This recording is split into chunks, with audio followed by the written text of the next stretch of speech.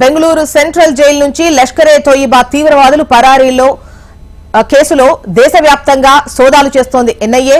మంగళవారం ఉదయం ఢిల్లీ, ముంబై, కర్ణాటక, తమిళనాడు, తెలంగాణతో పాటు మరో 2 రాష్ట్రాల్లో 17 చోట్ల నేషనల్ ఇన్వెస్టిగేషన్ టీం తనిఖీలు చేపట్టింది. 2023లో బెంగళూరు సెంట్రల్ జైలు నుంచి తీవ్రవాదులు పరారయ్యారు. గతేడాది అనుమానితుల ఇళ్లలో సోదాలు చేయగా భారీగా ఆయుధాలు ఎన్ఐఏ అధికారులు గుర్తించారు. ఈ ఏడాది జనవరిలో ఛార్జ్షీట్ దాఖలు చేసిన ఎన్ఐఏ నిందితులకు పలు కేసుల్లో తీవ్రవాద సంస్థలతో ఉన్న లింకులపై ఆరా తీస్తున్నారు.